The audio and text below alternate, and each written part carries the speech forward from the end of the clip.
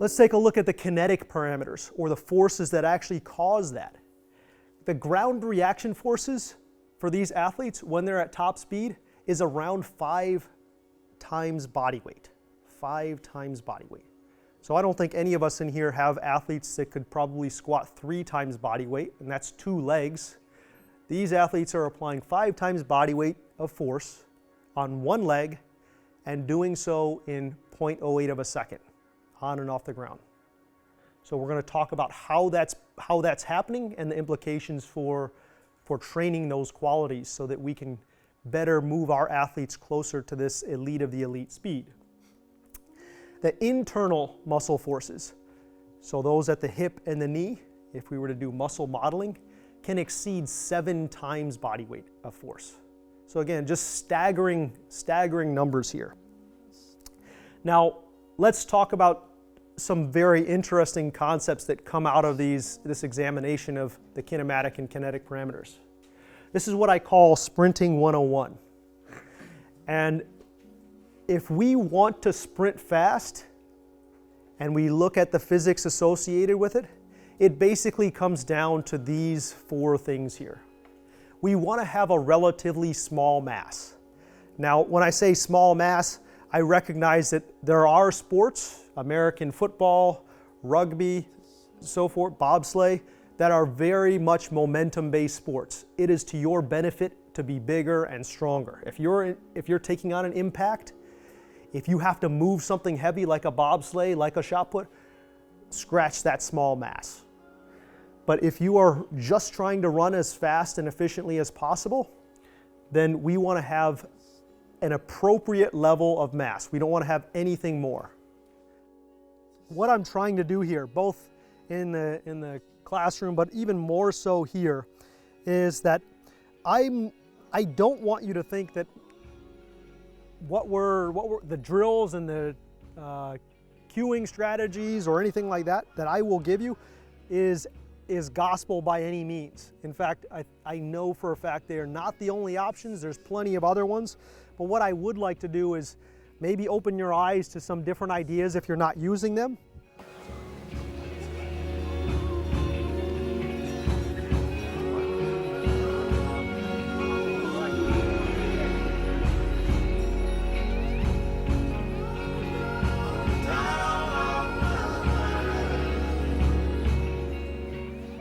If you're working in an Olympic sport, you've got a long time to do this kind of thing. If you're working in a team sport and you're confined to 3-week preseason, maybe you got to have this guy do it on their own, or maybe you sprinkle it in over the course of the year. Go into your high knee position and we'll just take a look at that. Right, so right away I'd say we want to see this, right? So straight line and head up just a little bit. We want to see straight line from the top of the head all the way through the long axis of his body through the heel here. So let's do this. I'm going to call the reps. So I'll just go, go, go, and every time he hears that, I want him to switch reps. Okay, ready? We'll do 10. Go, go, go.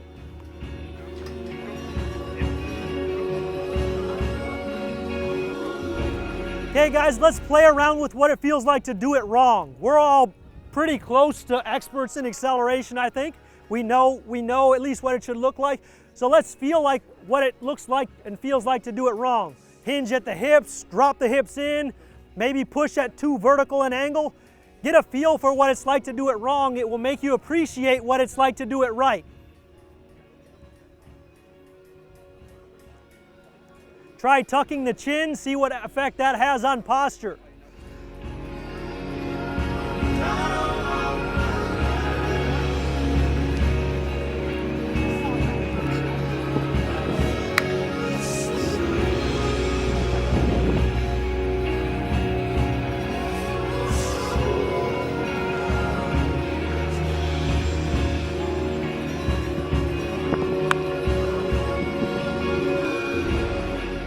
The real reason we train is that we're looking to enhance the neuromuscular efficiency of the human body. Hypertrophy is something altogether different.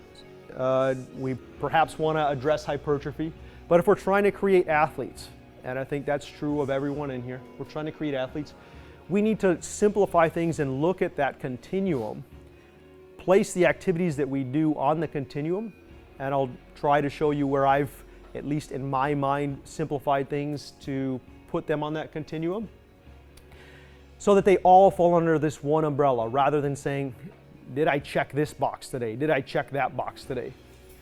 So if we consider physical qualities, those 5 physical qualities, the outcome of inter and intramuscular coordination, we can actually simplify the training stimulus. We don't have to worry so much about things like interference effect to the same extent.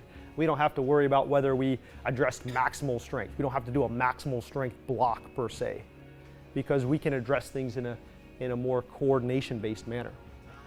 So we've got a couple things here. Know what capacities need to be trained for your sport and train those things. Remember, we looked at speed and said even this really fundamental quality to every sport, practically every sport, perhaps not cycling or powerlifting or swimming. Every ground-based sport, speed needs to be addressed. Even there, speed is very different. The definition of speed is very different among sports. So know what needs to be addressed and then train that. Simplify your physical capacities by putting them on a continuum. And this is, again, just laying the foundation for what we're going to talk through the rest of the day. We'll get a chance to use some of the K-Box just so you get a feel for it. Maybe a handful of you will want to try it.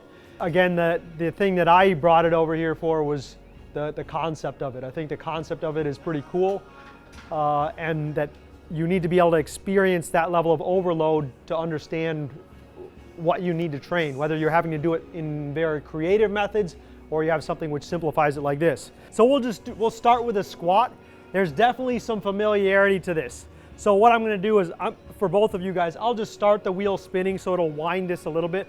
It'll maybe take you down to about a quarter squat, something like that.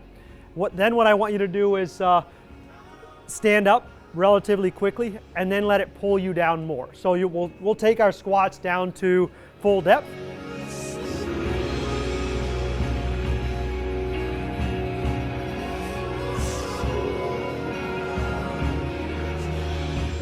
As you can imagine, but I received this and was really pretty excited about it. I was hoping for it for a long time. When I got it, immediately busted the thing out, and we had a lot of guys do this. And you can already see it'd be very interesting in terms of either testing for concentric, eccentric deficits. You know, a lot of times we use counter movement jump, non-counter movement jump, step-in jump, that kind of thing. And I could see this being equally valuable for that kind of thing, and maybe making educated decisions in terms of how we want to train athletes.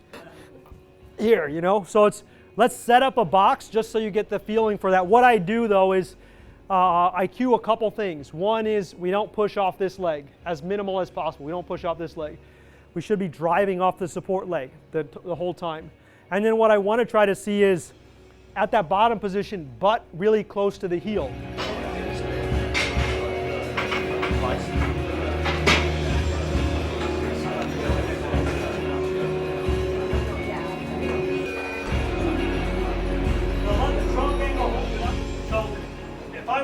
High hang position, I actually want them to start the lift right here. Every time we start the lift right here. And then what I want them to try to do is get the slight counter movement. So it's just here, and then here, and then